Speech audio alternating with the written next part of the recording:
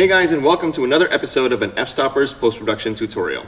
This is the final episode in this 4-part mini-series of my beauty retouching workflow from start to finish. Today we will put the finishing touches on this image and give it that polished look. We will continue to utilize the techniques from previous tutorials, so if you're new to F-Stoppers, be sure to watch the past episodes so you can get caught up. Let's kick things off with a dodge and burn to really give some depth and three-dimensionality to this image. Simply add 2 curves layers on top of each other without doing any adjustments. The top curve will control the highlights, and the one underneath will control the shadows. We'll start adjusting for the highlights by selecting the upper region of the curve and dragging upwards until you see the overall brightness of the image increase. If you want to retain skin texture in the brightest part of the face, make sure you keep your RGB values under 240. Hit Command or Control I to invert the mask and hide the effect. Next, we will adjust the shadows in the exact same way, except we will adjust the lower region of the curve and drag it downward. Hit Command or Control I to invert the mask and hide the effect. Now comes the part where you play makeup artist. One of the things that helped me the most with beauty retouching is watching my makeup artists work and learn how they use different tones of foundation to contour and shape the face. I like to start painting on my shadows first because it's your shadows that really give form, shape, and depth to an image. Using a larger than needed, soft, low opacity brush, start to contour the face according to the lighting pattern. You're just basically enhancing what's there, selectively darkening areas such as the sides of the nose, the butterfly shadow under the nose, contouring under the cheekbones, darkening the brows, any area that will enhance three-dimensionality.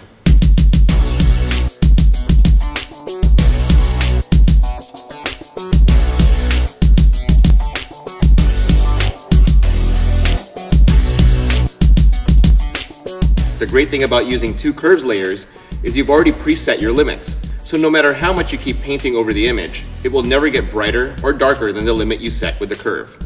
Remember, you need to paint with white onto a black mask to reveal the curve adjustment.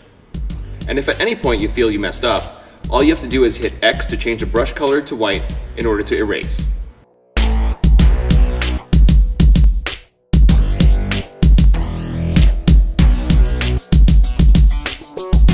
One of the biggest mistakes made in retouching is just doing the face and forgetting about the rest of the image. Whatever you do to the face, you must also do to the rest of the body for it to match visually.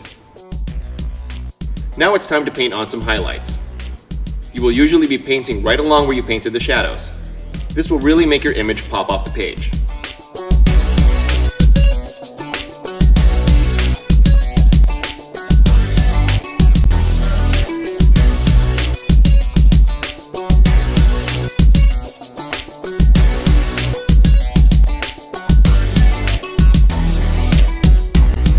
Once you finish painting on the shadows and highlights, it will look quite odd. This is the point where we blend the transitions for a more realistic feel. With the mask selected, run a Gaussian blur to soften the brush strokes and edges. Play around with the radius slider in the Gaussian blur dialog to get the right blend. Do this for both layer masks.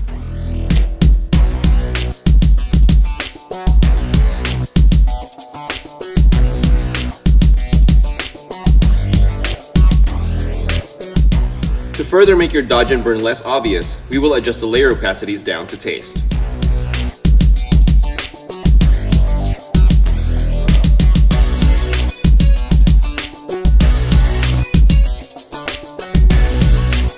And there you have it.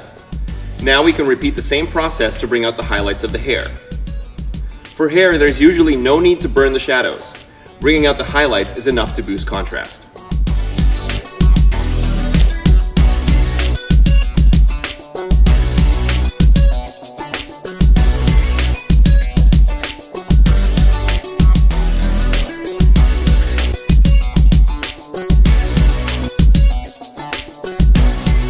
And lastly, we will grow out some lashes by simply drawing them in.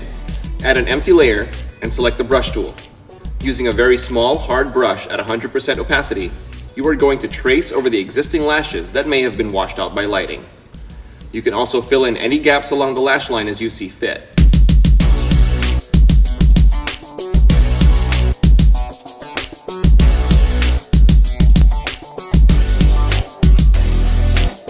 Once both eyes are finished, run a Gaussian blur of half a pixel to reduce the sharpness, and then lower the opacity down to taste. I hope watching my approach to retouching beauty has been helpful to you.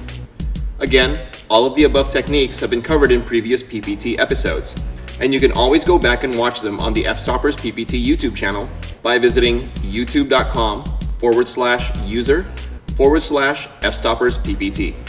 As always, you can find me on Facebook, follow me on Twitter, and keep up with me on my blog. Visit my workshop site at prep2post.com for informative posts on photography, lighting, and retouching. See you next time, and stay tuned for the next F-Stoppers post-production tutorial.